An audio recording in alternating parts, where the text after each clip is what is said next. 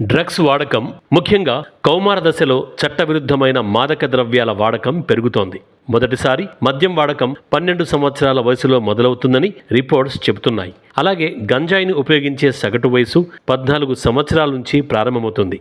తమ కుటుంబ పెద్దలను, సీనియర్లను చూసి టీనేజర్స్ అలవాటుగా మార్చుకుంటున్నారని వెల్లడిస్తున్నాయి.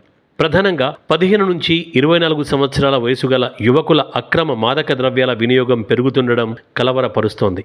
దేశంలో మత్తు పదార్థాల అక్రమ రవాణా రోజురోజుకు పెరుగుతున్న నేపథ్యంలో యువత వాటికి బానిసలవుతున్న పరిస్థితి ఆందోళన కలిగిస్తోంది.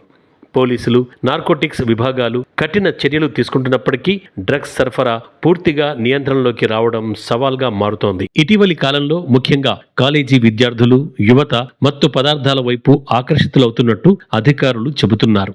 గంజాయి, కొకైన్, సింథటిక్ డ్రగ్స్ వంటి పదార్థాలు కొన్ని నగరాల్లో సులభంగా లభ్యమవుతున్నాయన్న ఆరోపణలున్నాయి. మొదట వినోదం కోసం లేదా స్నేహితుల ఒత్తిడితో ప్రారంభమైన ఈ అలవాటు ఆ తర్వాత వ్యసనంగా మారి జీవితాన్ని దెబ్బతీస్తోందని నిపుణులు హెచ్చరిస్తున్నారు.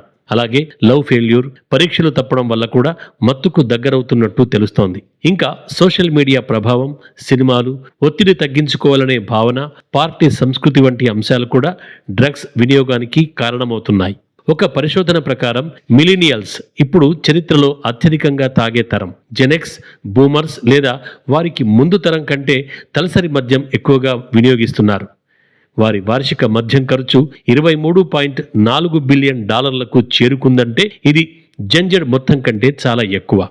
మత్తు పదార్థాల వాడకం ఆరోగ్యంపై తీవ్ర ప్రభావం చూపుతుందని వైద్యులు చెబుతున్నారు.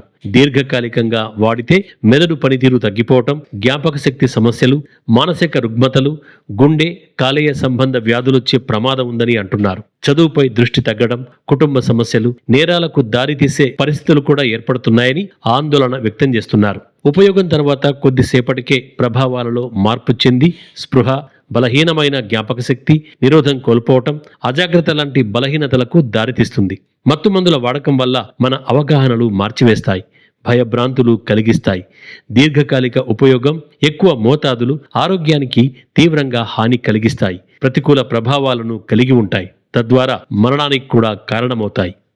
మత్తుకు తమ పిల్లలు చిత్తు కాకుండా ఉండాలంటే తల్లిదండ్రులు పిల్లల ప్రవర్తనపై దృష్టి పెట్టాలి. వారేం చేస్తున్నారో ఓ కంట కనిపెట్టాలి.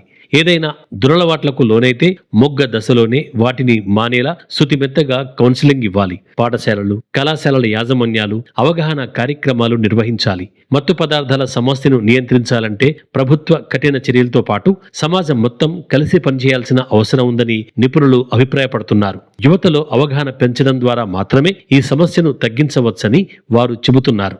ఆందోళన, నిరాశ, ఒంటరితనం వంటి బాధాకరమైన భావాల్ని ఎదుర్కోవటానికి మాదక ద్రవ్యాలు ఉపయోగించడం ఒక మార్గంగా మారుతోంది.